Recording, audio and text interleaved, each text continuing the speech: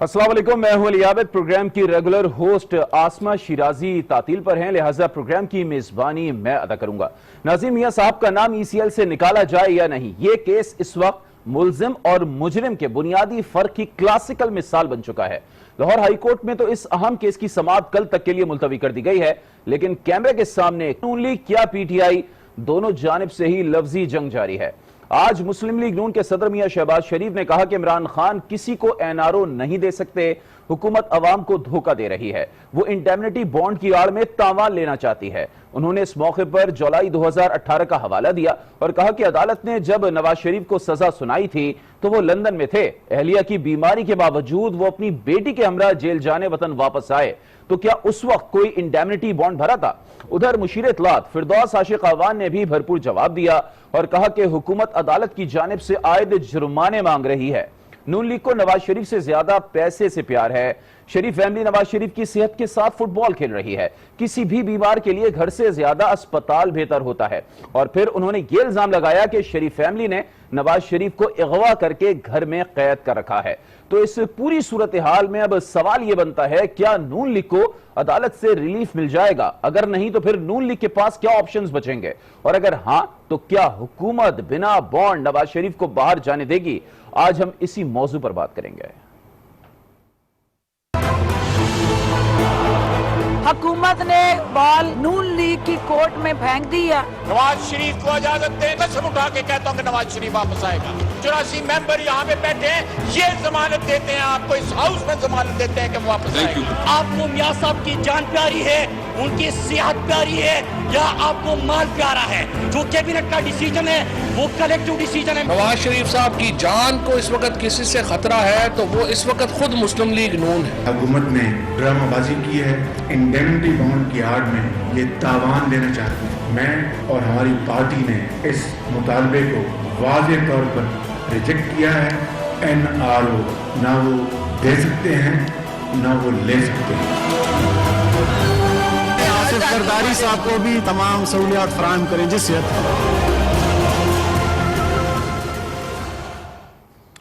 तो इस वक्त हम अपने गेस्ट का आपसे तारुफ कराई देते हैं। इस वक्त हमारे साथ मौजूद हैं, इस्लामाबाद स्टूडियो में मौजूद हैं आमिर फिदा पराचा, तर्जुमान आसिफ अली जरदारी। बहुत बहुत शुक्रिया आमिर साहब, आपने हमें ज्वाइन किया। अहमद जवाद साहब पाकिस्तान तहरीक इंसाफ से इनका ताल्लुक है, सेंट्रल इंफॉर्मेशन सेक्रेटरी हैं, ये भी इस्लामाबाद स्टूडियो में मौजूद हैं, आपका भी बहुत शुक्रिया।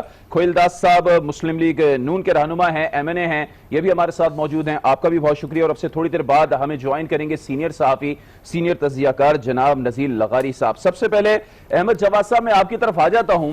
ये बताइएगा, नून लीग मुसलसल कह रही है कि आप लोग तावान मांग रहे हैं, ये किस बात के इंडेमनिटी बॉन्ड की आप बात कर रहे हैं, क्यों तकाजा कर रहे हैं? वो कहते हैं कि हमने अदालत में मचल के जमा करा रखे हैं, माजी में भी अगर हम बाहर गए तो इलाज कराने के लिए गए हैं, वापस आए हैं। उन्होंने 2018 की मिसाल दिया शहबाज शरीफ ने।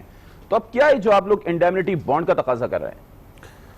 देखें अली आबिद, सबसे पहले तो हमें माजी में वो गए और वापस आए और आज में क्या फ़र्क है। आज वो एक कन्विक्टेड हैं और अदालत ने उनको 8 हफ्ते की ज़मानत दी है कि वो अपना इलाज करा सकें, और उसमें ये नहीं कहा कि वो यहाँ से करवाएं या बाहर से करवाएं। अब वो बाहर से इलाज करवाना चाहते हैं और उसकी राह में जो है वो ECL एक रुकावट थी। और जैसे ही उन्होंने ECL की दरख्वास्त की, जो पहला रिस्पांस गवर्नमेंट की तरफ से था कि हम फैसिलिटेट करेंगे कि अगर ये बाहर जाके इलाज कराना चाहते हैं तो ज़रूर करवाएं, और उसके लिए एक प्रोसेस अडॉप्ट किया गया। उस प्रोसेस में नैब ने ये कहा जी कि हमारी तरफ से क्लियरेंस है, लेकिन ये इंश्योर कर लीजिएगा कि ये वापस आ जाएं। अब ये एक इदारे की तरफ से एक बड़ी ये एक वार्निंग है और एक जिम्मेदारी है कि हुकूमत ने इसको इंश्योर करना है। अब कैसे इंश्योर करें? अब एक कन्विक्टेड जो मुल्क से बाहर जा रहा है, अगर तो मुल्क के अंदर हो फिर तो कोई मसला नहीं है, मुल्क से बाहर जा रहा है, उसको कैसे इंश्योर करें? उसकी शख्सी जमानत हो सकती है या उसकी किसी बॉन्ड की शक्ल में कोई जमानत हो सकती है। अब ये कल का नोटिफिकेशन जारी हुआ है कि वो जाएं और जाके अपना इलाज कराएं और ये बॉन्ड जमा करा दें। मुझे तो इस बात पे हैरत है कि हम मुस्लिम लीग नून की जो लीडरशिप है और उनकी जो फैमिली है, उनसे ये सुन रहे थे कि एक एक लम्हा क्रिटिकल है उनकी सेहत के लिए। तो कल नोटिफिकेशन मिलने के बाद कितने लम्हे आपने जाया कर दिए उनके इलाज के लिए। उनको तो इस वक्त इंग्लैंड में होना चाहिए था, आपको तो अभी तक बॉन्ड भर के दे देना चाहिए था और उनको इंग्लैंड लेके जाना चाहिए था और उनका इलाज शुरू हो जाना चाहिए था अभी। लेकिन आप इसमें ये देखें कि दूसरी जो एक इल्जाम लगाया गया या शहबाज शरीफ की तरफ से आया कि ये हम इट्स नॉट एनआरओ। भाई एनआरओ अगर होता ना तो फिर ये बॉन्ड ना आपको देना पड़ता। एनआरओ का तो मतलब था फिर आप जाएं ऐशी करें। एनआरओ नहीं है तो आपसे श्योरिटी बॉन्ड मांगा जा रहा है ना, फिर एक्सटॉर्शन की बात कर रहे हैं। हुकूमत के अकाउंट में ये बॉन्ड जो है एज ए श्योरिटी आ रहा है, इसमें से $1 या ₹1 कम नहीं होगा। जब आप वापस आ जाएंगे, आप वापस आए और आप उसको वापस क्लेम कर लेंगे। अब 2 बेटे इनके इंग्लैंड में बैठे हुए हैं, हसन नवाज और हुसैन नवाज। मुझे इस बात पे हैरत है कि उनके वालिद की जिंदगी खतरे में है। यकीनन उनसे ज्यादा तो किसी को कंसर्न नहीं होगा, तो वो ये श्योरिटी बॉन्ड क्यों नहीं दे रहे? ये तो उनके पास मिलियंस ऑफ डॉलर्स हैं और उसी के ऊपर करप्शन के सारे इल्जामात हैं।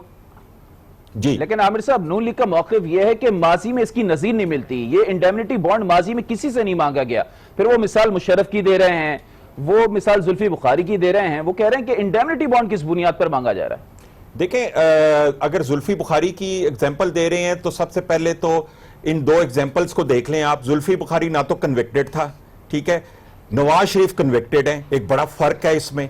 फिर दूसरा चीज ये है कि मुशर्रफ अच्छा, ये कानून में लिखा हुआ है सर, कानून में ये लिखा हुआ है कि जो कन्विक्टेड होगा वो इंडेमनिटी बॉन्ड देगा, जो कन्विक्टेड नहीं होगा हुकूमत की कानून में ये कहां लिखा हुआ है कि अगर किसी कन्विक्टेड को बेल पे मुल्क से बाहर जाना है तो उससे श्योरिटी नहीं मांग रही?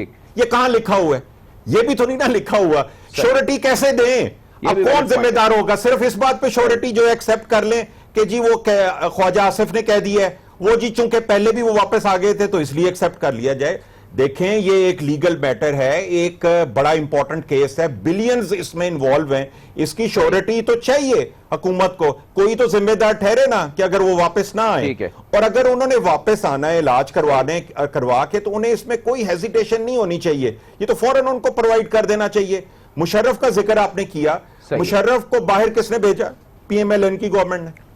देखें, आज आप अगर उनको बैठ के अगर तनकीद करते हैं तो खुद आपने बाहर भेजा था उनको इलाज के लिए, तो आप उसमें क्या तनकीद करनी? लेकिन यहां पे एक केस मेरिट के ऊपर है और क्लॉक इज टिकिंग। आज से जब से नोटिफिकेशन इशू हो चुका हुआ है उसके बाद हर लम्हा जो डिले है उसकी जिम्मेदारी मियां नवाज शरीफ की फैमिली के ऊपर है या PMLN की पार्टी के ऊपर है। अगर वो उनको इलाज के लिए नहीं इंग्लैंड लेके जाते तो वो इसके जिम्मेदार होंगे। हमारी तरफ से कल जब नोटिफिकेशन जारी हुआ है तो इजाजत दे दी है कि वो जाएं। चले खोलदास साहब से पूछ लेते हैं कि आखिर क्यों ये लोग मियां नवाज शरीफ को बाहर लेकर नहीं जा रहे इलाज के लिए, हालांकि खुद मियां नवाज शरीफ के पर्सनल डॉक्टर या फिर सरकारी डॉक्टर हर कोई कह रहा है कि उनकी तबीयत वाकई में खराब है, उनका इलाज होना चाहिए। तो खोलदास साहब ये बताइएगा, जिस तरीके से अहमद जवाद साहब कह रहे हैं कि बात यह नहीं है कि हम भेजना नहीं चाहते, बात यह है कि नैब ने कहा है कि आप श्योरिटी दें कि मियां नवाज शरीफ वापस आएंगे। ठीक है, माजी में गए, वापस आए, लेकिन जब गए थे तो कन्विक्टेड नहीं थे, जब आए थे तो जरूर कन्विक्टेड हो गए थे तो आए थे। अब कौन श्योरिटी देगा? दे दें बॉन्ड की सूरत में श्योरिटी? बड़ी मेहरबानी। देखें, ये जो भाई ने हमारे बात की सारी मैंने सुनी बड़े तमल से। आप देखें, पहले जब वज़ीर आज़म साहब की खबर आई कि उन्होंने कहा है कि साबिक़ वज़ीर आज़म नवाज शरीफ साहब की सेहत तशवीशनाक है, वो जा सकते हैं। उसके बाद नई मुल्क की मतलब इनके पूरे जो PM हाउस की टीम थी उनके बयानात भी आ गए। फिर एक इनका जैसे शाह के शाह वफादार होते हैं, ये जिस तरह जो जिनकी अपनी कोई गारंटी नहीं है, वो कभी कौन सी हुकूमत में होते हैं, कभी किसी हुकूमत में होते हैं। उसमें एक तो बाबर एवान भी है, उसने जाके प्राइम मिनिस्टर के कान में कहा कि ये आप क्या कर रहे हैं, ये तो हमारा आपका बयानिया जो है इसके तो पहले ही हम जो है हमारी हुकूमत डूबी हुई है, हम नाकाम हो चुके हैं, और अगर ये भी हो गया तो फिर किस तरह होगा। प्राइम मिनिस्टर ने इस बात पे जब उन्होंने फैसला भी कर लिया था, फिर उन्होंने कहा कि ये शर्त लगा ली और फिर अपनी पूरी टीम को और कानून माहिरीन को और वज़ीर को भी बुलाया कि आप इसमें जो है ना कोई रास्ता निकालें।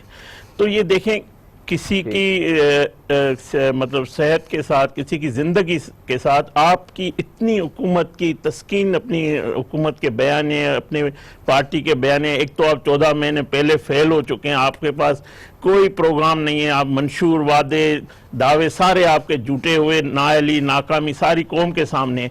अब आप एक पाकिस्तान की 22 करोड़ के अवाम का जो एक मसीहा समझते हैं हम कि यही एक शख्स है, वो है नवाज शरीफ, जो इस मुल्क को बुरानों से, इस मुल्क की मईशत को, इस मुल्क के तमाम बचा सकता है। आप उनकी जिंदगी तक आ गए कि आप उनकी जानलेवा दुश्मन बन चुके हैं कि भाई आपको ये शर्त लगानी है। 2 फैसले आए अदालतों के, Lahore high court, Islamabad high court में। अगर अदालत को कोई करना था तो जरूर PMLN उधर जो भी फैसला होता तो ऐसी कोई बात रखते, मगर वहाँ कोई ऐसी बात नहीं हुई है। उसके बावजूद एक नई अदालत, एक नया फैसला इनका हुकूमत में, आपने जैसे आपने खुद कहा कि ये नजीर मौजूद नहीं है, किस हिसाब से ये कह रहे हैं? ये सिर्फ इनका बयानिया है जो खुद इनके वजीर अली जैदी साहब ने एक टीवी प्रोग्राम में कहा है कि हम अपने वोटर को बताना चाहते हैं कि नैब ने कहा है कि श्योरिटी दें। नहीं, अली जैदी ने कहा है कि हमारे वोटर को बचाना है। भाई आपके वोटर को आप अपनी कारकर्दगी से बचाएं ना, आप नवाज शरीफ की जिंदगी से खेल के अपने वोटर को कैसे मुतमन करेंगे? ये तो आप इस अवाम के साथ, इस मुल्क की सियासत के साथ जुल्म कर रहे हैं। ये आपका तरीकेकार है हुकूमत करने, तर्ज हुक्मरानी आपकी ये है कि आप किसी की जिंदगी को खतरे में डाल के उसके मतलब आप चाहते हैं कि हमारा बयानिया बचे, हमारी हुकूमत की हमारी जो पॉलिसी है वो बचे। सिर्फ ये बहाना है और कुछ भी नहीं है। और इनको मैं समझता हूँ, खेलदार साहब, अगर आप लोगों का मौक़िफ़ यह है कि हुकूमत बहाना बना रही है तो कम से कम आप लोगों को तो मियां नवाज शरीफ की सेहत के हवाले से बहुत ज्यादा फिक्रमंद होना चाहिए। अगर आप लोग खुद कहते हैं कि उनकी वाकई में कंडीशन बहुत ज्यादा सीरियस है तो आप लोग भी कुछ फॉरवर्ड स्टेप ले जाने की कोशिश करें बाहर ताकि इलाज हो सके। नवाज शरीफ साहब ने कानून की बालादस्ती, आइन की बालादस्ती के लिए ये जंग लड़ी है और आज अपनी जिंदगी के खातिर वो जंग, इस उसूलों से, इस जंग से पीछे नहीं हटेंगे। ये एक उसूल नहीं है कि वो नवाज शरीफ साहब इनको या उनकी फैमिली जो है गारंटी दे। किस चीज की गारंटी? हुकूमत में होता ही नहीं है कहीं। अगर ऐसी नजीर है, ऐसा अगर कोई कानून में गुंजाइश होती तो जरूर हम करते। तो इसलिए इस उसूल से नवाज शरीफ पीछे नहीं हटेंगे, वो डट के खड़े हैं। वो जिंदगी वो जाना भी नहीं चाहता था, आपको पता है, वो नहीं जा रहे थे। हम पूरी फैमिली ने कोशिश की कि उसका इलाज होना चाहिए, बाहर इलाज होना चाहिए और अच्छा इलाज होना चाहिए। तो वो इस तरह इनके पीछे, इनके जो फैसले हैं उनके सामने, हाँ कानून के सामने हम झुकेंगे भी सही। हम अदालत में गए, हमें इंशाल्लाह रिलीफ मिलेगा, जो भी होगा हम कानून के मुताबिक, अगर अदालत ने हमें कहा तो हम जाएंगे। चलिए, ये तो यकीनन कल तक के लिए अदालती कार्रवाई मुअत्तल हुई हुई। अब कल ही पता चलेगा कि आप लोग जो है वो जीत पाते हैं, बिना इंडेमनिटी बॉन्ड साइन किए जो है वो बाहर ले जाते हैं मियां नवाज शरीफ को, या फिर साइन करना पड़ेगा। मैं जरा आगे पढ़ता हूं, आमिर फिदा पराजा साहब आपकी तरफ आता हूं।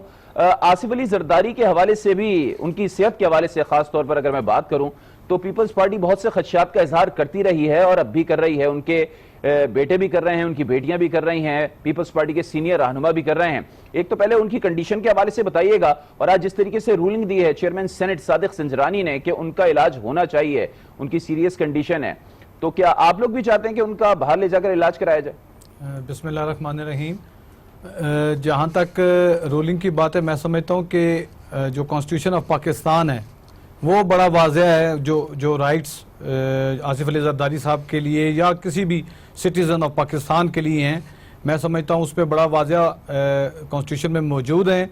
और जो हमारी लीडरशिप, चेयरमैन बिलावल भुट्टो हों, बाकी हमारे जो सीनियर जो लीडरान हैं, वो ये बात हम बारहा ये कह रहे हैं कि हमारी जो डिमांड है वो सिर्फ इतनी है कि जो आपने एक गवर्नमेंट का बोर्ड बनाया है, उस बोर्ड में आप उन प्राइवेट डॉक्टर्स को भी शामिल कर लें जो कि स्पेशलाइज्ड हैं और प्लस वो हिस्ट्री जो है प्रेसिडेंट जरदारी साहब की हिस्ट्री से भी वाकिफ़ हैं।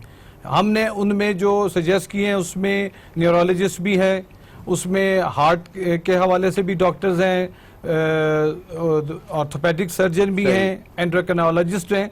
और हमने ये कहा कि आप इसमें इस बात को सिर्फ मद्देनजर रखें कि जब वो बोर्ड बैठे, ये प्राइवेट डॉक्टर्स भी उनको साथ बिठा लें और वो रिपोर्ट्स उनके साथ शेयर कर लें, और अगर वो कुछ सजेस्ट करें तो उसको भी कंसीडर करके, चाहे जो बोर्ड का चेयरमैन है वो डिसीजन ले, लेकिन खुदारा जो कंडीशन बारहा आज भी पिम्स की तरफ से जो हमें रिपोर्ट आई उसमें यही कहा गया कि उनकी जो हालत है वो उनके जो शुगर लेवल्स हैं, उनके जो ब्लड प्रेशर है वो कंट्रोल में नहीं है।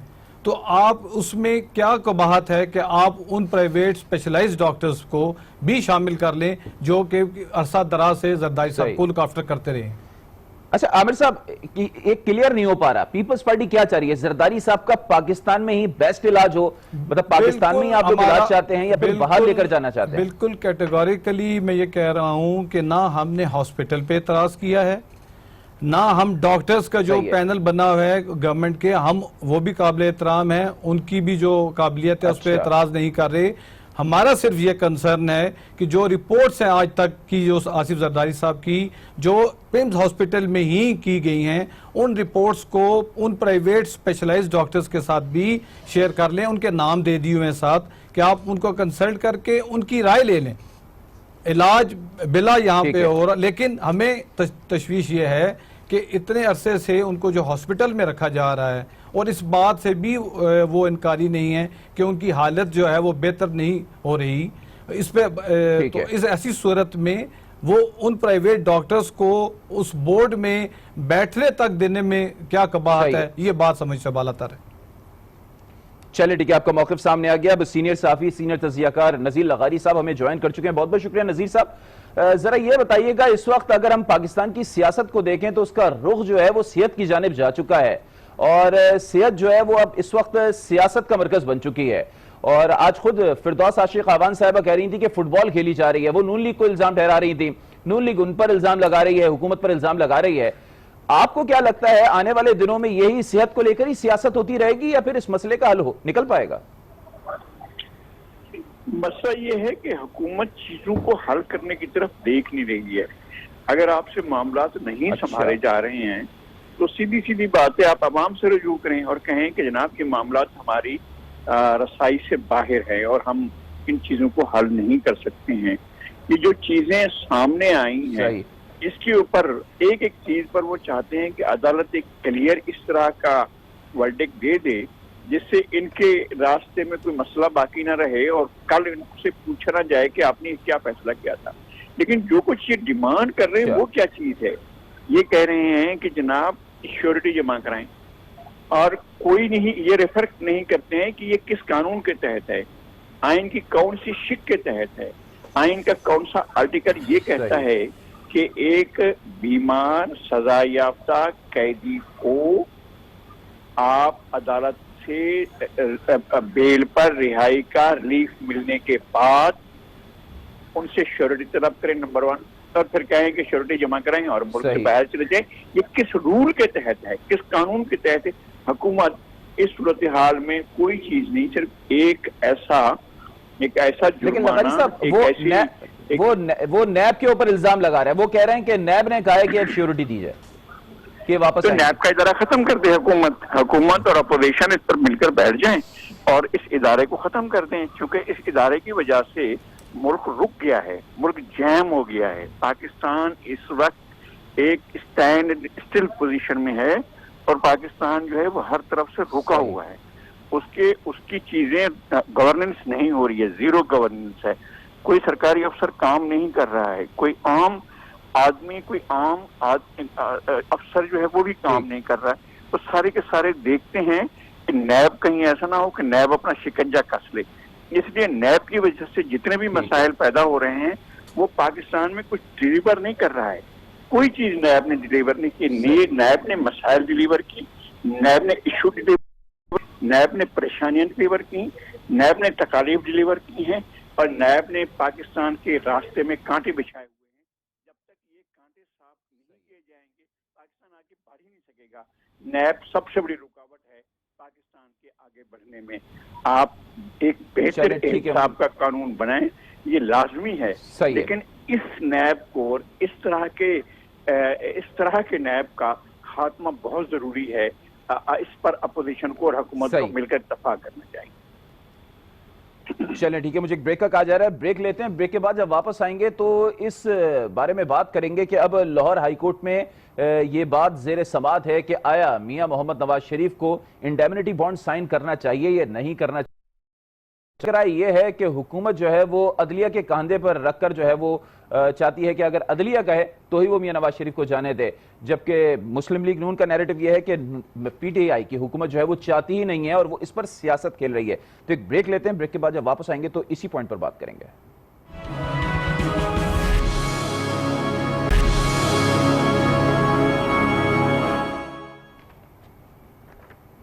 Welcome back. अब बात करेंगे, इस वक्त गेंद जो है वो लाहौर हाई कोर्ट के कोर्ट में जा चुकी है और अब देखना यह है कि लाहौर हाई कोर्ट क्या फैसला करती है। आया नून लीग के हक में फैसला आता है और इंडेमनिटी बॉन्ड नून लीग को नहीं साइन करना पड़ेगा मियां नवाज शरीफ को अगर इलाज के लिए बाहर जाना है, या फिर जिस तरीके से पीटीआई कह रही है कि लगभग 7.5 अरब रुपए मालियत का इंडेमनिटी बॉन्ड साइन करना पड़ेगा, उसके बाद ही मियां मोहम्मद नवाज शरीफ बाहर जा सकते हैं इलाज कराने के लिए। तो अब जरा अहमद जवाद साहब एक बार फिर आपकी तरफ आता हूं, यह बताइएगा, एक तासुर उभर रहा है, बल्कि तासुर बन चुका है मुकम्मल तौर पर कि अदलिया का कंधा इस्तेमाल करना चाहती है पीटीआई की हुकूमत नवाज शरीफ को बाहर भेजने के लिए, ताकि आने वाले वक्तों में यह इल्जाम ना लगे कि एनआरओ दिया, डील दी, ढील दी या कुछ इस तरीके की बात सामने आए। अली आबिद, आपकी इजाज़त से मैं इस सवाल पे आने से पहले पार्टिसिपेंट की तरफ से कुछ पॉइंट्स थे उनको क्लैरिफाई करना चाहूँगा। देखिए, नैब के बारे में कहा गया कि जी नैब को तो ख़त्म हो जाना चाहिए। मैं सिर्फ ये सोचता हूँ कि 10 साल दो पार्टियों की हुकूमत रही है, उस वक्त तो किसी को ख्याल नहीं आया कि नैब को ख़त्म कर देना चाहिए या इसमें कोई रिफॉर्म्स लेके आने चाहिए। लेकिन अब जब नैब ने पिछले 1 साल से इन दो पार्टीज़ की करप्शन और उनकी लीडरशिप की करप्शन की तहकीकात शुरू की या उनको अकाउंटेबल करना शुरू किया, तो अब ये राय आ जाती है कि नैब को ख़त्म कर दिया जाए। बहरहाल ये एक मेरा एक पॉइंट ऑफ व्यू था। फिर एक जो इस वक्त जो ऑनगोइंग सिचुएशन है, मैंने इसको पहले भी कहा था कि देखें, कहा जाता है जी किस कानून के तहत आप इंडेमनिटी बॉन्ड मांग रहे हैं। मैं ये पूछ रहा हूँ, कौन सा कानून हुकूमत को मना करता है कि एक कन्विक्टेड को जब मुल्क से बाहर इलाज भेजना है तो उसकी श्योरिटी को इंश्योर करने के लिए आप ऐसी कोई चीज़ ना मांगे? कहाँ लिखा हुआ है ये? तो ये कहना कि ये हमें पहले ये दिखाएं कि ये क्यों मांगा जा रहा है, उसकी कानूनी हैसियत को चैलेंज करना चाहिए, इसको मैं क्लैरिफाई करना चाह रहा था। अच्छा देखें, एक असूली बात भी मैं यहाँ पे करना चाहूँगा कि जो कि अवाम सुनना भी चाहती है, उनका ये सेंटीमेंट भी है कि अगर 3 दफ़ा का एक प्राइम मिनिस्टर अपने 3 दौरे हुकूमत में एक अस्पताल ऐसा नहीं बना सका कि जहाँ पे उसका अपना इलाज हो सके, तो आप सोचें ज़रा कि वो 22 करोड़ अवाम जो है, जो अफोर्ड नहीं कर सकती मुल्क से बाहर जाना, वो क्या यहाँ पे इसी तरह से सिसक के वो यहाँ पे मर जाएंगे अगर उनको ऐसी कोई बीमारी हुई तो? लेकिन ये भी एक बड़ा अलमिया है, इस पे भी सवाल होना चाहिए। हमारे साथ ही इंडिया में उनकी एक फॉरेन मिनिस्टर थी, उनका नाम सुषमा स्वराज है, और उनका किडनी ट्रांसप्लांट होना था और डॉक्टर्स ने उन्हें कहा जी कि आप ये बाहर से जाके इलाज करवा लें कि यहाँ पे शायद ये इतना कामयाब नहीं है हमारा या हमारी फैसिलिटीज़ या टेक्नोलॉजी। उनका क्या जवाब था?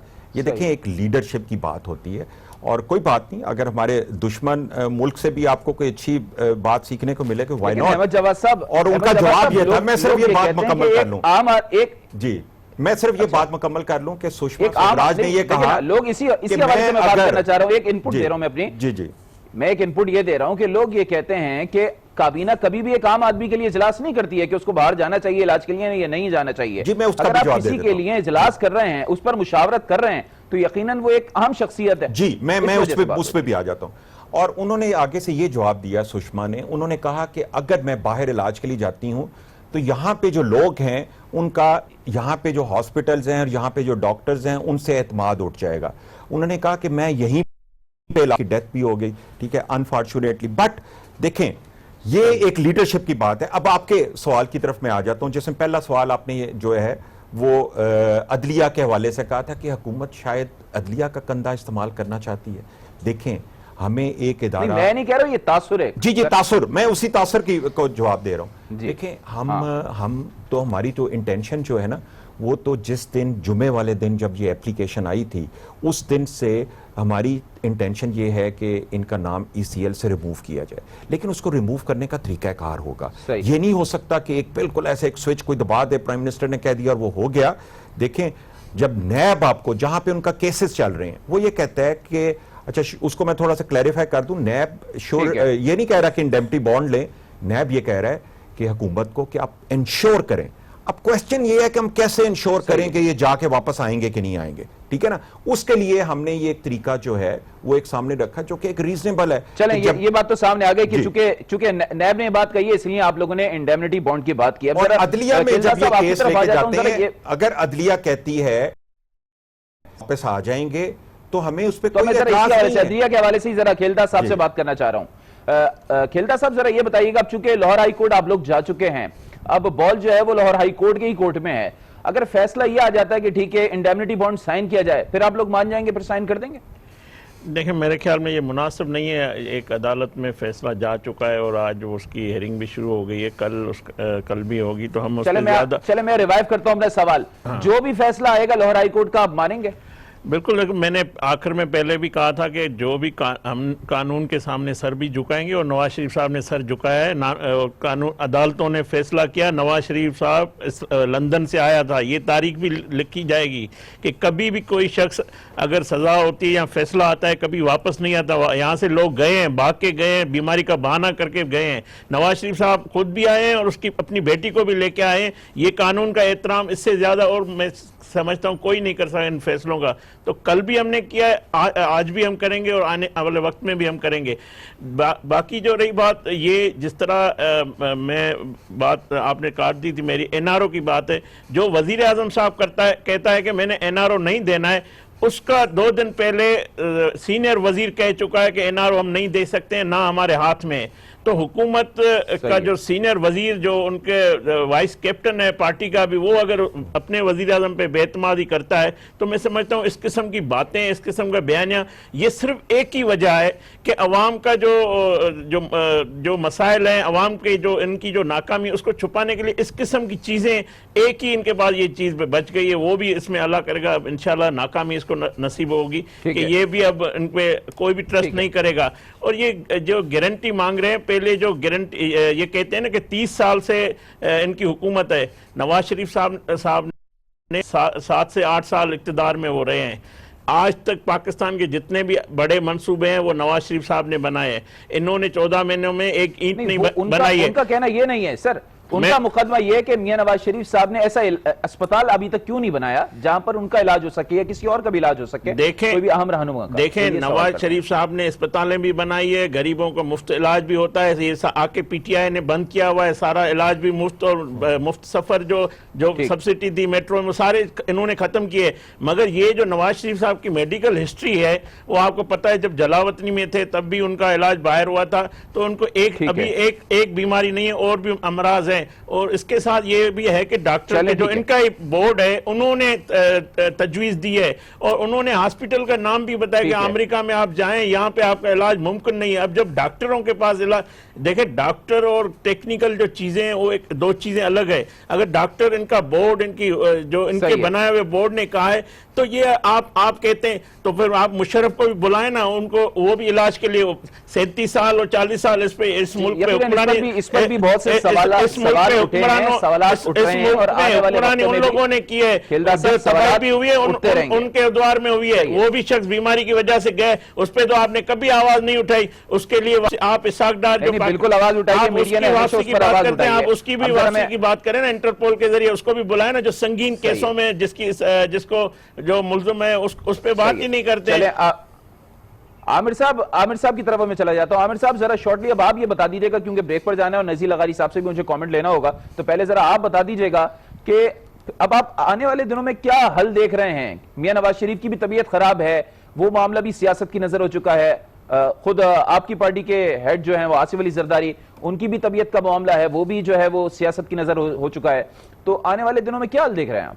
देखें, आपने खुद ये कह दिया कि बीमारी को भी यहाँ पर सियासत की नज़र से देखा जा रहा है, और जहाँ पर नहीं, मैं नहीं कह रहा, जाहिर सी बात है इल्जाम आप हुकूमत पर लगाते हैं, हुकूमत आप पर लगाती है, मैं तो ये कह रहा हूं। मैं तो जो फैक्ट्स के साथ आपके साथ बात कर रहा हूँ, एक तरफ तो चले मियाँ साहब के लिए जो बोर्ड बना, जो गवर्नमेंट बोर्ड बना, उसने भी कहा कि इनको बैरून मुल्क जाना चाहिए, यहाँ पर इलाज नहीं। वो एक तरफ उसमें क्या हर्डल्स डाल रहे हैं, वो उस पर मैं, अगर आप टाइम देंगे मैं बताऊंगा आपको।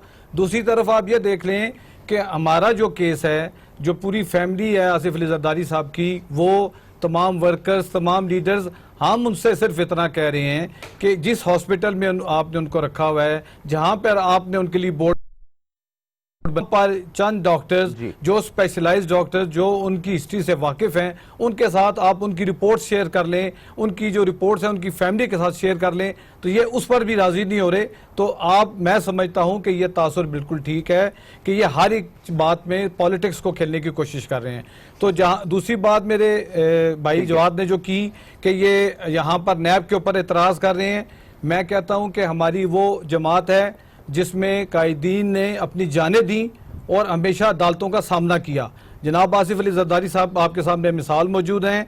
हम ये कहते हैं कि आप बात करते थे कि दो नहीं एक पाकिस्तान, तो अगर ऐसी बात है तो मैं अब यहाँ नाम नहीं लेता, आपका टाइम बचाता हूँ, लेकिन जो अभी इस वक्त सिटिंग गवर्नमेंट है, इनके कितने मिनिस्टर्स हैं, इनके कितने ऑफिस होल्डर्स हैं जिन पे रेफरेंसेस पेंडिंग हैं और उनके ऊपर कोई आगे पेशरफ्त नहीं हो रही। अगर आप इतनी फेयर प्ले करना चाह रहे हैं तो खुदारा उन पे भी नजर डालें, फिर हमें पता चले इनमें से भी कुछ रेफरेंसेस को किसी को सिंध में भेजें चाहिए और सिंध में भेजें, जाके अपना रेफरेंस का सामना करें, किसी को पंजाब में लाएं ताकि लोगों को पता चले कि वाकई एक पाकिस्तान है, दो नहीं।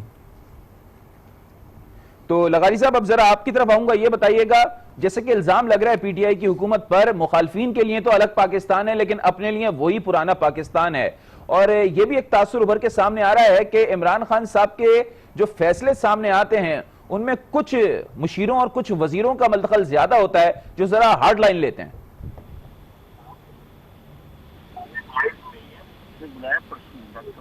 जी लगारी साहब, लगारी साहब आपको आवाज आ रही है? मेरे ख्याल में लगारी साहब को आवाज नहीं जा रही है। चलिए यहाँ पर ब्रेक ले लेते हैं और ब्रेक से जब वापस आएंगे तो हम बात करेंगे मौलाना फजलुर रहमान के प्लान बी के हवाले से। और आज चौधरी शुजात हुसैन और मौलाना फजलुर रहमान के दरमियान राब्ता हुआ है और जो 2 दिन से डेडलॉक था वो डेडलॉक खत्म हुआ है। क्या ये मुज़ाकरात का सिलसिला जारी रहेगा और प्लान बी कितना मौसर होगा, कितना असर रखेगा? मौलाना फजलुर रहमान प्लान ए से क्या हासिल कर पाए हैं, प्लान बी में अब वो दाखिल हो चुके हैं, वहां पर क्या उनके मकासद हैं, क्या हासिल करना चाहते हैं? मुत्तहिदा अपोजिशन उनके साथ होगी या जिस तरीके से प्लान ए में अकेले नजर आए मौलाना फजलुर रहमान पहले दिन के बाद, प्लान बी में भी वो कुछ इसी तरीके से नजर आएंगे? तो एक ब्रेक लेते हैं, ब्रेक के बाद जब वापस आएंगे तो इस पर बात करेंगे।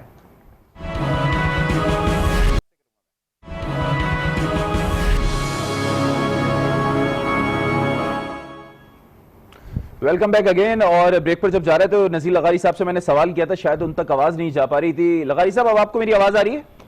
बिल्कुल आ रही है।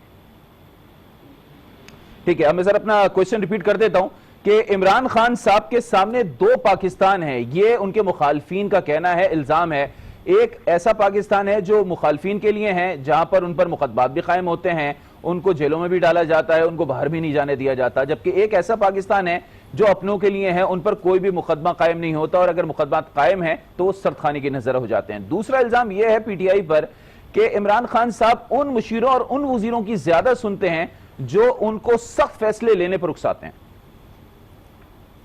उनके अपने मिजाज का मसला है और चूंकि उनके मिजाज के अंदर ये सारी चीजें हैं, बहुत ज्यादा कॉन्फिडेंस जो जिद और अनापरस्ती की हद तक चला गया है और बहुत ज्यादा अपने आप को सही मानना और सच समझना, ये उनकी शख्सियत का खासा है। क्या उनको मालूम नहीं है कि जब वो हल्फ उठाने जा रहे थे वजीर आजम का तो उससे 1-2 रोज पहले उन्हें नैब ने बुलाया था और उनसे पूछताछ की थी और उसके बाद वो मामला ठप होकर रह गया। अब तक पता नहीं है कि हेलीकॉप्टर के जो आप परवाजें करते रहे हैं, आप सरकारी खर्चे के ऊपर उस हैसियत में नहीं कर सकते थे, क्यों करते रहे, इसका कोई जवाब नहीं है। उनके वजीर दिफा पर, उनके प्रिंसिपल सेक्रेटरी पर, उनके एक सूबे के वजीर आला पर 450 एकड़ जमीन प्राइम लैंड अब द मालम जब्बा जो है उसका वो चल रहा है, रेफरेंस का सारे के सारे मामला जो है वो इनके प्रोसेस हो रहे हैं और सारा उनको बुलाया भी गया, अब तक उनके खिलाफ कोई कार्रवाई नहीं हुई है। इसके अलावा ये भी और उनके जो दीगर साथी हैं उनके बारे में एक तो कोर्ट आ गया ना, वो सुप्रीम कोर्ट उनकी सबसे आखिरी अदलिया, सबसे एक्सक्लूड और सबसे हतमी फैसला करने वाली अदलिया ने ये नाअहल करार दे दिया है उनके एक साथी को। और उनका रिव्यू भी मुस्तरद कर दिया। अब वो ताहयात नाअहल हैं, तो उसके बावजूद वो डिफेक्टो डिप्टी प्राइम मिनिस्टर के तौर पर फंक्शन करते हैं और जहां चाहे काबीना के इजलास में शरीक होते हैं, काबीना को हिदायत जारी करते हैं, हुकूमत के अहलकारों को हिदायत जारी करते हैं, सूबे के तमाम मामला को अपने हाथ में रखते हैं, पंजाब के तमाम मामला चला रहे हैं। कोई उनसे पूछने वाला है कि भाईजान इसके लिए कोई बताएं तो सही रूल क्या है, कानून क्या है और अपोजिशन क्या है, यानी अपोजिशन के क्या मामला हैं। अपोजिशन का अगर मामला मामूली से मामूली इन्वेस्टिगेशन प्रोसेस भी हो तो उसके अंदर तो नैब उनके इशारे की मुंतजर है।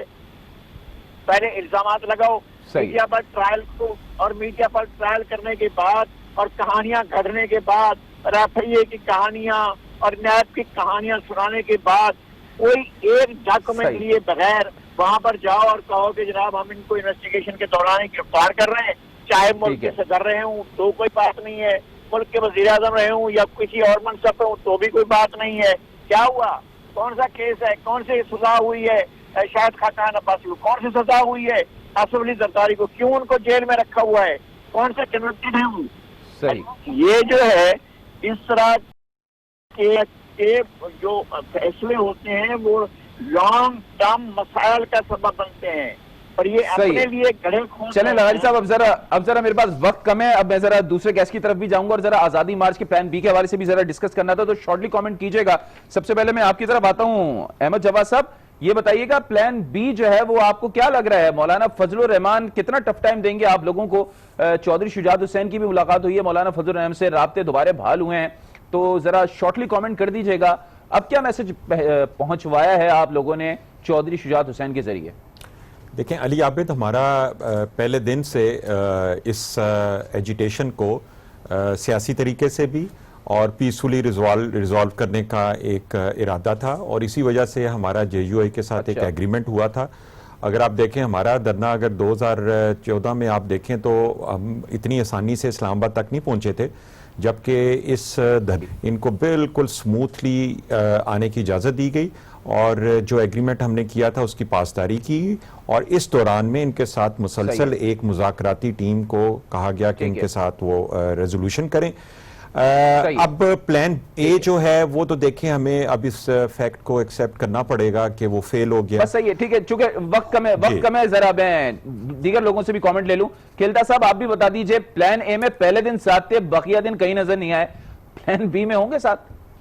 देखें, पहली बात यह कि जो तहरीकें होती हैं, हम हमेशा मैंने कहा इन प्रोग्रामों में कि वो एक दिन में या एक जल्दी में कोई उसका नताज नहीं होता है। MRD की तहरीक देखें, ARD की तहरीक, उसमें वक्त लगता है। प्लान ए भी कामयाब हुआ है मैं समझता हूँ, क्योंकि ये मौलाना फजल रहमान साहब एक आप लोग शामिल होंगे। मैं हमारे जो मुतालबात जो पहले दिन थे, जो आज भी वही मुतालबात मौलाना साहब के हैं और हम सबका इस पर इत्तेफाक है। बात यह कि मैं यही कह रहा हूं कि प्लान A-B-C बिल्कुल है, मगर मौलाना साहब ने एक अच्छी रिवायत डाली है इस मुल्क में। ना उसने पार्लियामेंट में हमला किया, ना अपने वर्करों को किसी शहादत ली, ना किसी पे फोर्सेस पे हमला किया, ना PTV पे हमला किया। पुरअमन मार्च हुआ है और मौलाना, ये पूरी दुनिया की जो जरीदे हैं आप देख लें, वो मौलाना के इस मार्च को, इस जमहूरियत का ये हुस्न है जो वो इज़हार राय करें कि पाकिस्तान में जो मौलाना साहब। वक्त बहुत कम है, मुझे वाइंड अप करना है। आमिर साहब शॉर्टली आप कमेंट कर दीजिए। बिलावल भुट्टो जरदारी प्लान ए के दौरान मुसलसल कहते रहे कि हो सकता है कि हम जाके जो है वो धरने का हिस्सा बन जाए, लेकिन नहीं बने, धरना वाइंड अप हो गया। प्लान बी में दाखिल हो चुका है आजादी मार्च। प्लान बी में अब आप लोगों का क्या इरादा है? देखें जी, मैं समझता हूं कि सबसे पहले तो आपको जनाब बिलावल भुट्टो साहब को इस बात पे अप्रिशिएट करना चाहिए कि जिन्होंने पाकिस्तान पीपल्स पार्टी का जो एक स्टांस हमेशा से रहा है कि हम चाहते हैं कि जो भी मामलात हैं हम पार्लियामान में तय करें। और मैं ये समझता हूँ कि रहबर कमेटी में जो हमारे सीनियर लीडरशिप मौजूद थी, उन्होंने इनको इस बात पे एग्री किया। हालांकि जो शुरू में हालात नजर आ रहे थे उसमें जिस तरह गवर्नमेंट का रवैया नामुनासिब था, हमें तो नजर ये आ रहा था कि शायद मौलाना साहब आगे की तरफ बढ़ेंगे। चूंकि प्लान बी में मुख्तलिफ शाहराहों को ब्लॉक करना है, काइंडली कमेंट कर दें, शाहराहें ब्लॉक करना है, सिंध में भी शाहराह ब्लॉक करेंगे तो सिंध में आपकी हुकूमत है, लॉ एनफोर्समेंट एजेंसीज आपकी हुकूमत का सुनेंगी, तो आप लोग उनकी हिमायत करेंगे या फिर नहीं धरना देंगे? देखें जी, ये इस हिमायत करनी है और कहां तक दोबारा हमने इसका हिस्सा बनना है, इसका तो फैसला बिलावल साहब ने कल कोर कमेटी की मीटिंग बुलाई है, उसमें होगा। लेकिन जहां तक हमारी गवर्नमेंट सिंध में होने का ताल्लुक सारे मामला नून लीग हो या फिर सिंध के जो मामला ग्रे एरिया में है कि प्लान बी पे जो है वो किस तरीके से अमल करना है? हम हर उस बात की इजाजत देंगे जो कि एक पॉलिटिकल राइट बनता है।